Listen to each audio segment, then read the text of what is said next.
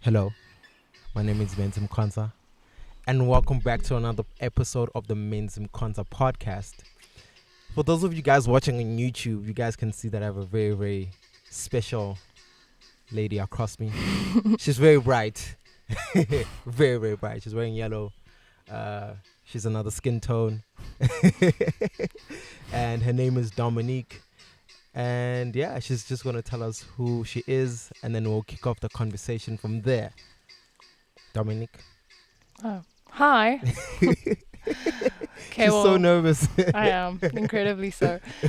Okay, well, my name's Dominic, and I started a magazine after failing multiple times with other businesses. But I'm gonna keep trying, I guess. Okay. Yeah. At the age of 22, I quit my job and I decided that I was gonna do a magazine, which is very much out there and a Yeah. very big risk. Yeah, shout out. Yeah. Yeah. What's the name of the magazine? Olympia magazine. Olympic Magazine. Yeah. Yeah. But before we actually get into you quitting your job and you starting this magazine, so explain to me, because you and I met in college. Yeah. So I think that was also like a stepping stone. So what actually led you Definitely. to this process? Like, how was college like? And basically, what has been your creative journey? Well, I absolutely loved college, but I actually took like a gap year accidentally because Mhm. when I finished matric, I didn't have the finances to go to college or university or Mm, anything. mhm, And I hit a very dark part of my life in 2016, but mhm. then I managed to get into college and I worked really hard and I Yeah. was top student and I Mhm. worked really Oh, hard for shout that. out. Shout Yeah, out. Yeah. really hard Yeah. for that title. And that just I think a lot of my creative inspiration came from my lecturers because they Mhm. were very supportive. Right.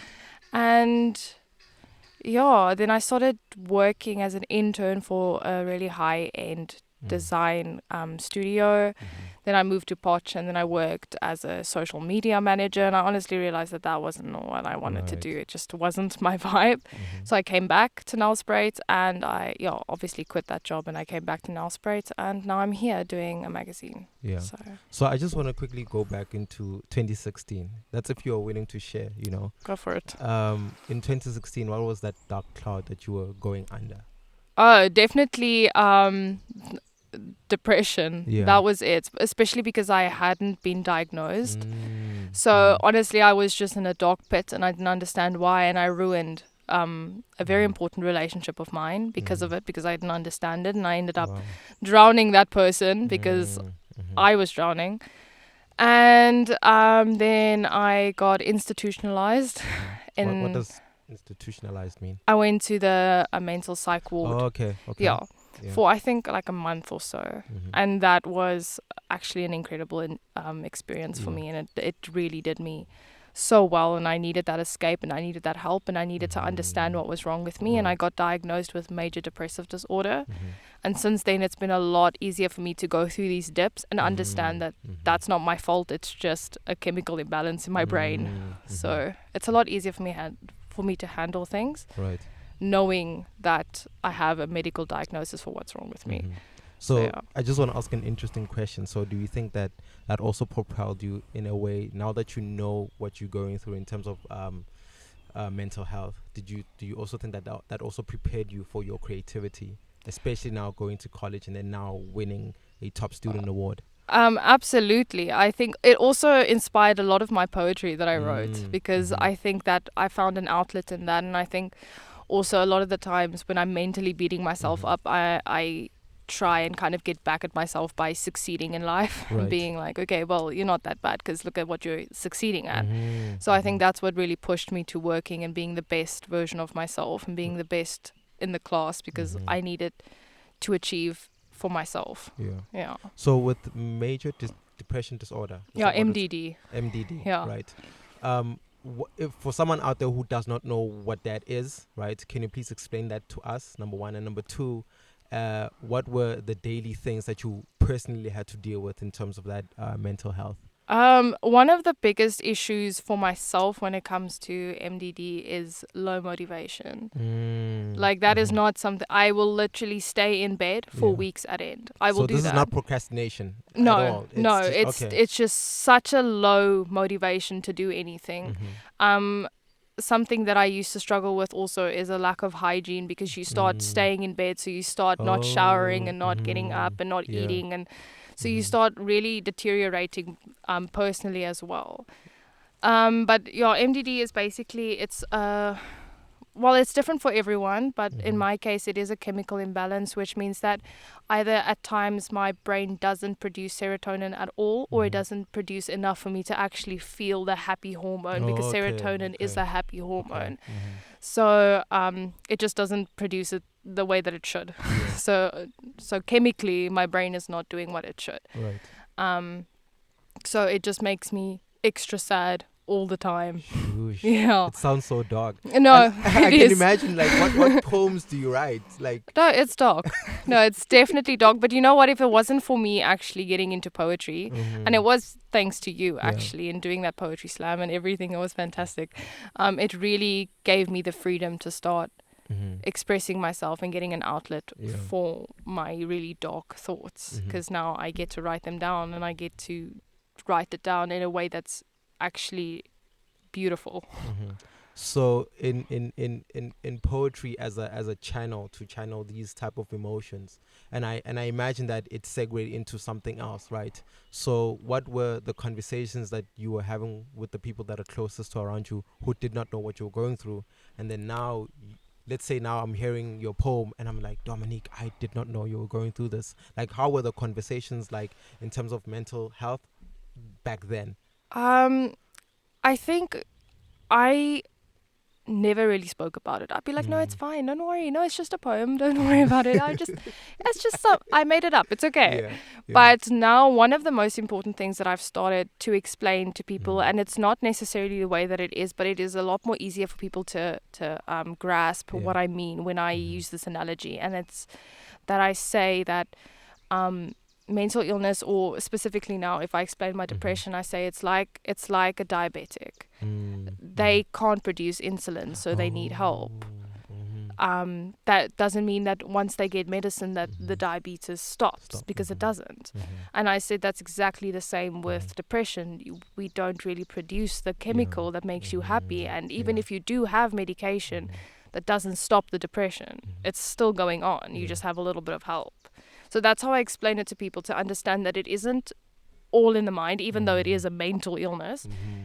It is also a medical illness. Okay. It's still a medical problem that you So can't. it's gene transferred? We could say that no, not really? You I don't know. can. I mean, a lot of mental illness is hereditary, or Okay. I don't know. That's how I pronounce that word. But I mean, it can also just be how your brain is programmed from birth. Yeah. But yeah. Yeah. And also just like explain to me growing up, without you now understanding like what depression is. I'm sure you also got into a little bit of in touch with creativity. So what was your first point of like the first thing that you engaged in terms of creativity?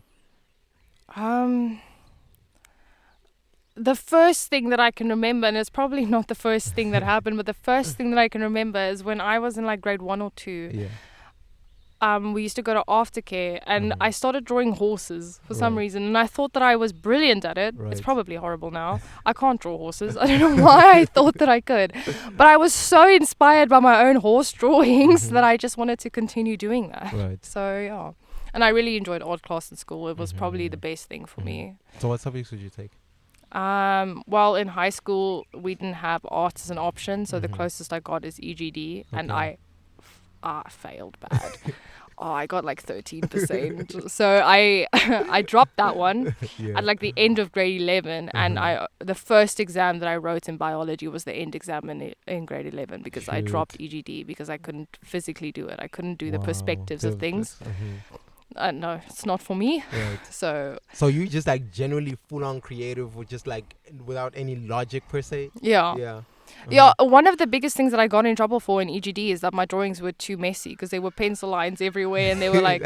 And then one exam I remember It because was a I sketch more than anything else. Yeah. exactly one exam we got like two faces of an object and we had to Yeah. draw it in 3D and I just couldn't, like, my brain was not giving it to me, so I just drew like a little witch or just a little doodle. I just drew a doodle. I got in a lot of trouble, but I didn't Yeah. know what to do, so I just drew a picture Yeah. of a random thing. So I want to get into your mentality now when you are in college and you are killing everyone in your class. I'm like, look, I'm here to win, right? Because you said that your body does not produce serotonin, right? Which is a Or happy at least hormone. not Yeah. enough for me to get excited. Okay, not enough for you to get Yeah. excited. So, what was the point where you actually got excited about receiving back your marks, or when you killed the project, and you thought that, look, I I'm actually think good at this thing. I think it's just a tinge of narcissism. It was probably just a tinge of narcissism of me being better than everyone else. It's like, Yeah. you know what? I might think I'm horrible, but these people don't. So it's Mhm. fine. No, I'm better than you. It's okay. Yeah. I'm still horrible, but I'm better than you. Yeah. So it's fine. So, oh, okay, it's a tint of narcissism. Yeah, just a little. Yeah. So you go out of college, and you go straight to Potch, or do you stay in Nelspruit? I stayed in Nelspruit for Okay. like 6 months. Okay. And what did you do Yeah. then? I worked for Design Bar, which is a Mhm. high-end design studio. Oh, their content is so amazing. Yeah, I know. Yeah, It's oh my gosh, amazing. yeah. I love it. I applied there one time. Oh, is it? Yeah, I did. Yeah. But that's a They- story for another day. Oh, okay. But yeah, it was a lot of fun working for them. Yeah. It was a lot of fun. I learned a lot, and it also inspired a lot of my current views on design. Mm-hmm. Yeah. So in terms of practically, in terms of like let's go into now design talk, right? Okay. In terms of you now engaging in design, now after you finish college and then now you get into now the professional space. Was there a huge gap for you to fill? In terms of now getting to understand that I'm not doing this for marks anymore, but I'm actually doing this now for a client. Um. No, not really. I didn't find that there was a difficult adjustment for me at all.